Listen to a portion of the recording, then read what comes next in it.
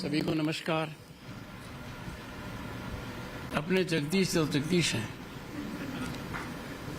और मेरा बहुत लंबा परिचय है, 5 दशक से भी ज़्यादा।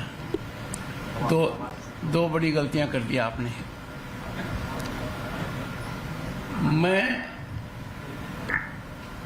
मिसी धनखड़ के साथ आया हूं, वो मेरे साथ नहीं आई है।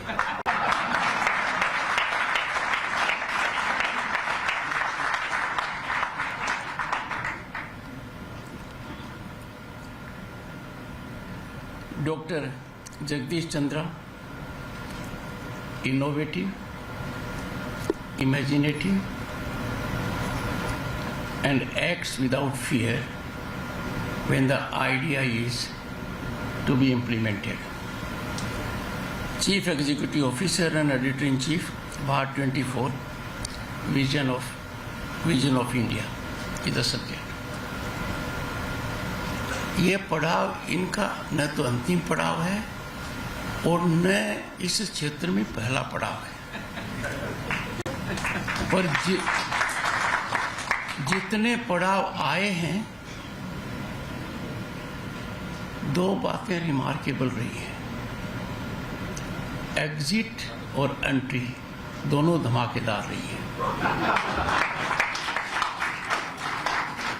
As a matter of fact एक तरीके से बैटन हेल्डिंग हुई है। विकसित भारत 2047 मित्रों, vision of new India 2.0 contemporaneous relevance का है, सामयिक विषय है, सबकी उत्सुकता है और ये मेरा सौभाग्य है कि मैं आपके संस्थान के माध्यम से मेरे विचार व्यक्त कर पाऊंगा। विकसित भारत अब सपना नहीं है, विकसित भारत लक्ष्य है और चुनौतीपूर्ण लक्ष्य है और ये लक्ष्य हम हासिल कर कर रहेंगे, ये हमारा संकल्प है। और सोचिए क्यों नहीं, अतीत में हमारा इतिहास देखिए। प्राचीन काल में भारत विश्व गुरु था। नालंदा, तक्षशिला, मिथिला, वल्लभी कैसे विश्वविद्यालय थे, दुनिया भर के लोग आते थे, ज्ञान प्राप्त करते थे और ज्ञान छोड़ते भी थे। ये भारत में हुआ। बहुत बड़ा कालखंड था जिसमें भारत दुनिया की अर्थव्यवस्था का सिरमौर था। दुनिया की अर्थव्यवस्था में हमारा 1/3 हिस्सा था, फिर 1/4 हुआ, बीच में हम रास्ता भूल गए, अब वापस रास्ते पर आ गए। हमारी विरासत देखिए, 5000 साल का इतिहास, सांस्कृतिक विरासत, संस्कृति की जड़ें मजबूत हैं।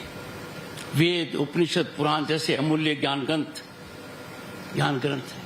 रामचरितमानस, महाभारत जैसे महाकाव्य मानवता का जीवन का मार्ग प्रशस्त करते हैं। और आज जब हम देखते हैं तो भगवत गीता 18 अध्याय जीवन दर्शन प्राप्त होता है। ये सब हमारे देश में हुआ है, इसलिए हमारे मन मस्तिष्क पर छाया हुआ है कि 2047 में भारत निश्चित रूप से विकसित राष्ट्र बने। और आवश्यकता है अर्जुन की दृष्टि, एकाग्रता, इस लक्ष्य को प्राप्त करना है और मेरे मन में कोई शंका नहीं है। पर चिंतन का विषय है, मंथन का विषय है। और जब हालात सुधर रहे हैं, बहुत सुधर गए हैं, सोचने का है। एक कालखंड था सोने की चिड़िया कहलाने वाले देश का सोना विदेशी बैंकों के अंदर गिरवी रखना पड़ा। एक कल्पनीय पीड़ा थी। कारण क्या था? हमारा विदेशी मुद्रा का भंडार $1 बिलियन के नीचे आ गया था। वर्तमान में देखिए क्या हालात हैं। हमारा विदेशी मुद्रा भंडार $650 बिलियन है, इससे आगे भी बढ़ रहा है, 700 तक भी छुआ है। व्यक्तिगत रूप से मैंने दोनों हालात देखे हैं। जब सोना गिरवी रखा गया, मैं सांसद था, केंद्र में मंत्री था, और जब ये देखा तो मेरा मन निश्चित रूप से प्रफुल्लित है। मैंने भारत की बदलती तस्वीर देखी है।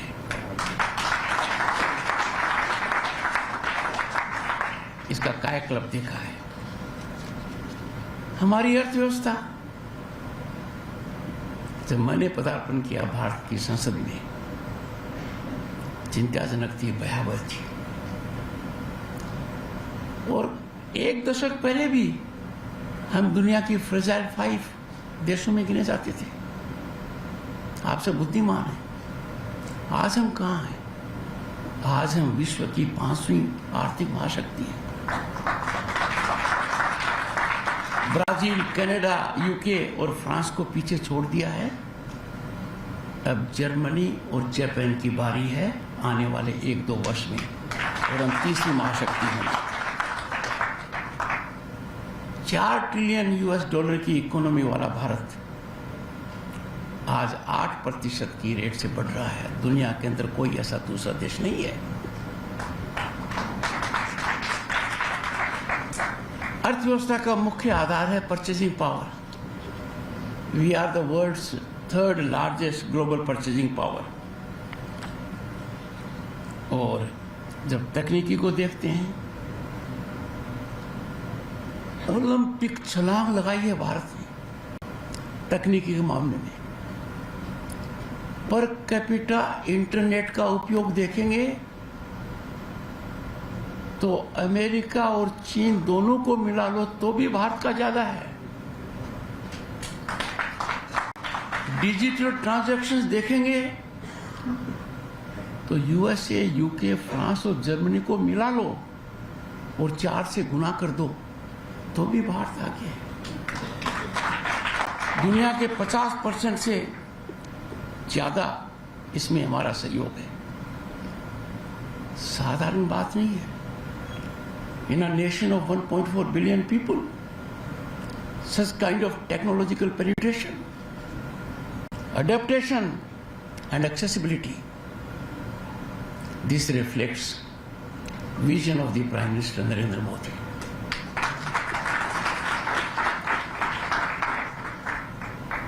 याद ताजा है क्योंकि आज के दिन मोबाइल सबके हाथ में है। कभी 2 निर्माता हुआ करते थे और हम आयात करते थे। आज 100 से ज्यादा निर्माता हैं, हम निर्यात करते हैं। जिस मोबाइल को हम बहुत सर्वश्रेष्ठ मानते हैं, उसका निर्माण भारत में हो रहा है, भारत के लिए भी, विश्व के लिए भी। ये हमारे बदलते हुए भारत की तस्वीर है।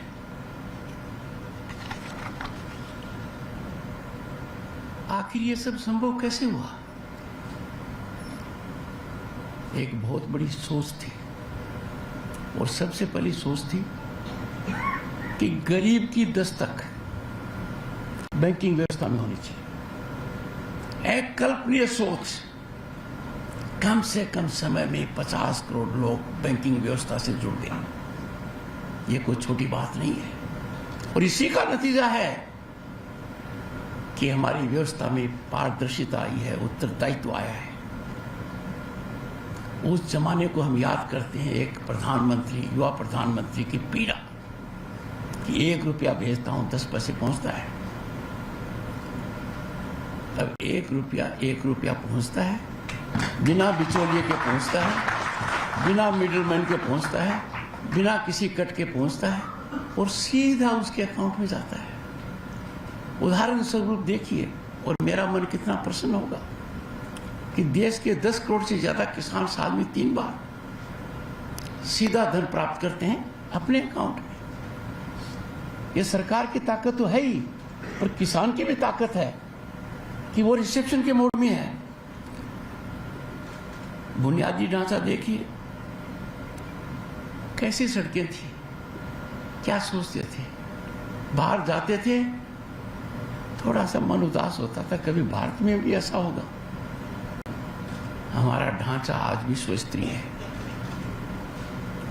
जगदीश जी बता सकते हैं, पहले जयपुर से दिल्ली कहाँ से आते थे? अलवर के माध्यम से, तब आप IAS में थे। उसके बाद कोटपुतली के माध्यम से, अब आप 8 लेन से जाते हैं। खैर, आप तो अक्सर हवाई जहाज से जाते हैं, और वो भी अच्छा है। उड़ान हमारी एक योजना है।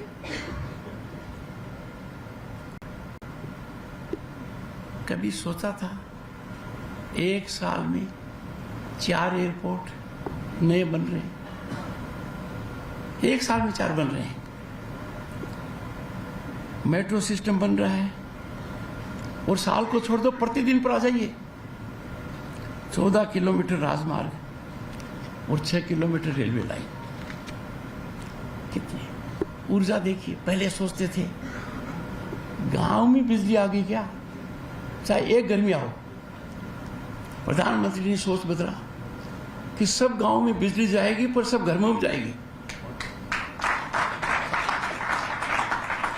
पर यह बात ज्यादा दिन तक नहीं टिकी। बिजली क्यों जाए? धरती के अलावा रहने को तो हमारे पास कोई दूसरा प्लेनेट है नहीं। तो भारत अपनी संस्कृति के अनुसार जलवायु परिवर्तन में योगदान क्यों नहीं दे? तो इतना महारथ काम हुआ कि इंटरनेशनल सोलर अलायंस का हेडक्वार्टर NCR में है। और गांव में जाइए, खेत में जाइए, सोलर पैनल आपको दिखेंगे। We are world leaders in renewable energy. और 2030 तक, पहले लोग मेगावाट की बात, पहले तो किलोवाट की करते थे, फिर मेगावाट की करते थे, अब गीगावाट की करते हैं। रिन्यूएबल एनर्जी के अंदर हम जो हासिल करेंगे 2030 तक 500 गीगावाट। और सबसे महत्वपूर्ण, दुनिया के सिंगल डिजिट में देश हैं जो ग्रीन हाइड्रोजन पर फोकस कर रहे हैं, जिसमें 6 लाख लोगों की नौकरी की संभावना है। 8 लाख करोड़ से ज्यादा इन्वेस्टमेंट होगा।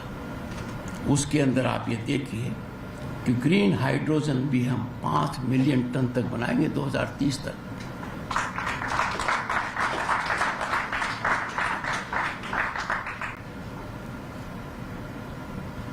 पहले international monetary fund, world bank, world economic forum हमें क्या कहते थे? आजकल हमारी प्रशंसा करते हुए थकते नहीं है।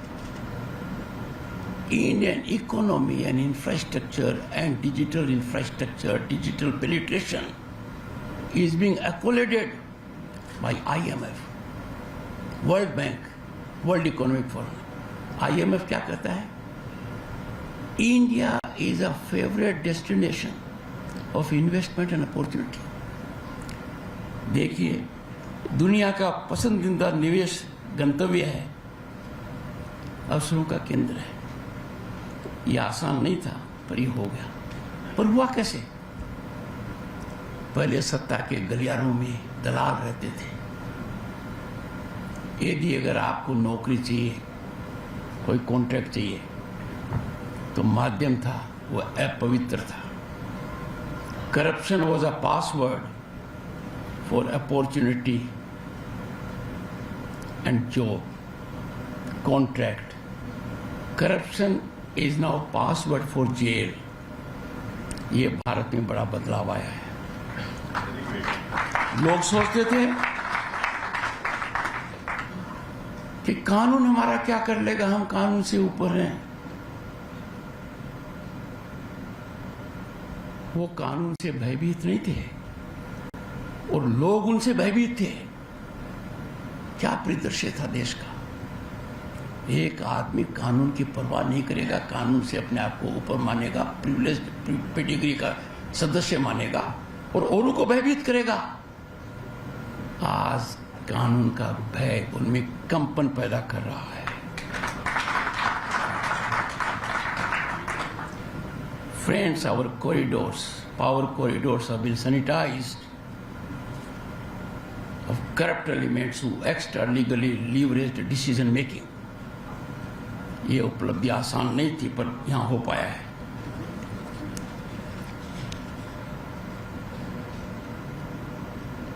एक जो नई बात है कि इसमें नागरिक क्या करे आज के दिन, तो सबसे पहले समझना है कि विकसित भारत का अर्थ क्या है. यदि अगर गहराई से समझेंगे, इसकी परिभाषा दुनिया में है नहीं. जगदीश, इसकी परिभाषा ढूंढनी पड़ती है.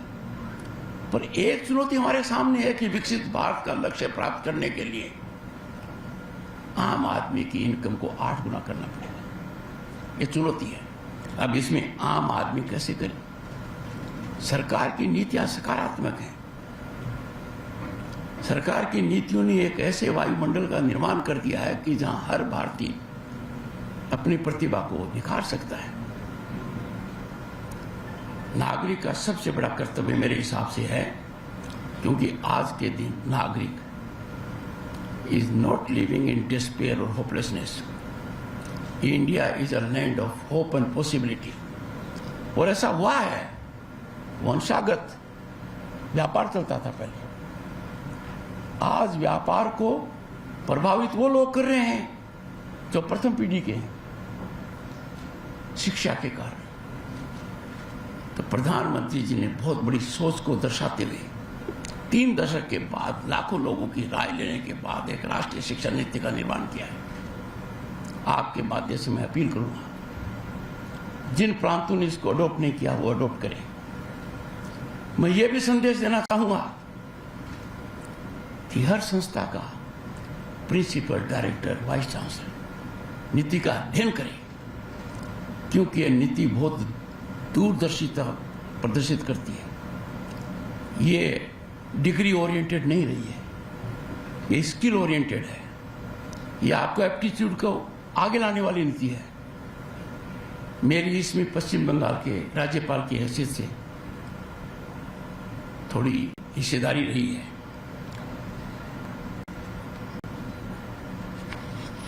राजनीति के अंदर परिवर्तन के बिना आगे कुछ होता नहीं है. और परिवर्तन आप देख रहे हैं देश में.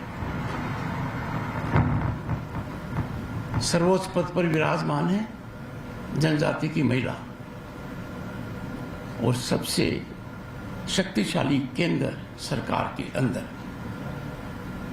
अन्य पिछड़ा वर्ग के श्री नरेंद्र मोदी जी हैं. इतिहास रचित किया है कि 6 दशक के पश्चात किसी प्रधानमंत्री को जनता ने 30वीं बार आशीर्वाद दिया है लगातार.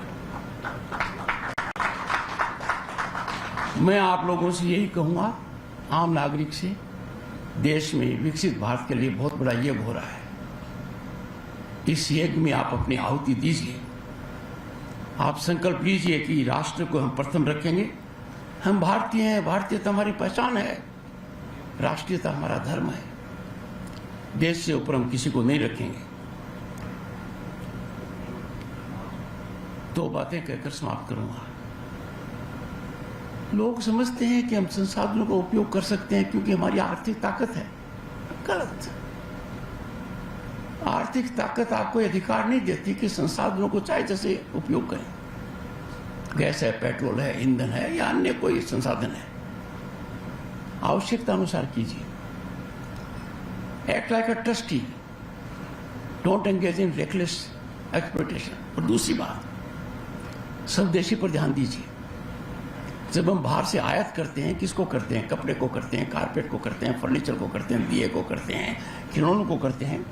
Billions of dollars are drained out. मुद्रा भंडार के अंदर क्षति होती है, छेद होता है, लोगों के हाथ से काम छीना जाता है, एंटरप्रेन्योरशिप ब्लॉसम नहीं होता है. यह आम आदमी का कर्तव्य है कि मैं उपयोग करूंगा तो स्वदेशी का. प्रधानमंत्री जी ने अपना मंतव्य दे दिया है, be vocal for local, 1 district 1 product. और दूसरा, आपके माध्यम से उद्योगपतियों को कहना चाहूंगा, व्यापार से जुड़े लोगों को कहना चाहूंगा, आप कच्चे माल को बाहर मत बेचिए. कच्चे माल को बाहर भेजने का मतलब है कि हम वैल्यू ऐड नहीं कर सकते। इसमें वैल्यू ऐड करेंगे, हमारे लोगों को काम मिलेगा, हमारा उद्योग बढ़ेगा।